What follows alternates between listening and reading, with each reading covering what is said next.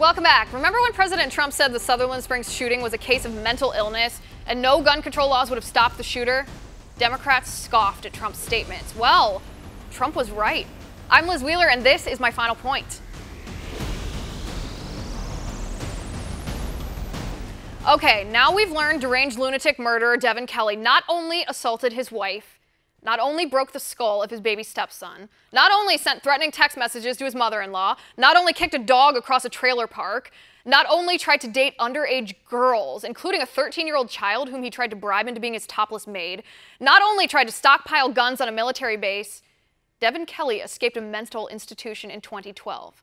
A mental institution where crazy people are, people who are a danger to themselves or other people, people like Devin Kelley who was mentally unbalanced, had a history of violence, and presented intentions of harming other people, which he did in one of the most horrendous ways imaginable. But Democrats are screaming about guns. The same Democrats want to take our AR-15s, even though the shooter was stopped by a law-abiding, gun-owning NRA instructor with his own AR-15. Yeah, that makes sense. But here's the thing. The reason Democrats are screaming about how scary AR-15s are is to cover their own track record. Devin Kelley was prohibited by law from possessing a firearm because of everything I just listed about his convictions and domestic violence and incarceration. Devin Kelley slipped through the system and passed his background check after he lied on the background check form because the Air Force didn't report his conviction to the FBI crime database. And Democrats don't want you to know about that. Democrats don't want you to think about trusting government officials to keep guns out of the hands of criminals when this criminal got his hands on a gun and killed 26 people because of the failure of these same government officials. Take action, Democrats cry. Legislation is the only solution.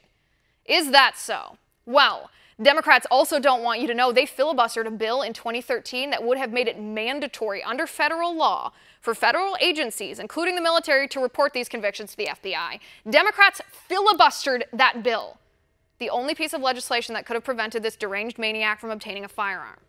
Now, a Democrat on my show yesterday posited that this was an isolated incident and we shouldn't draw conclusions from one administrative error. Nonsense. This is not an isolated incident. In 2010, 48,000 convicted felons or fugitives illegally tried to purchase firearms. 48,000. And those are only the ones who were caught. Who knows how many got away with their lie, like Devin Kelley did for 4 years before he murdered 26 people. 48,000. Yet, the Obama administration chose to prosecute only 44 of them. Not 44,000, 44 individuals out of 48,000. Democrats don't want you to know about that either, that this mass murder could have been prevented if our government enforced the law we have on the books already. If our government officials didn't botch up the one job they have to keep people safe. And if Democrats hadn't filibustered a law that would have penalized those who failed to report such crimes to the FBI. Democrats would rather pretend the only thing to blame here is the gun. Nonsense. And that's my final point tonight. You can reach me on Twitter at Liz_Wheeler. If you like the show, please send me an email at oann.com/contact.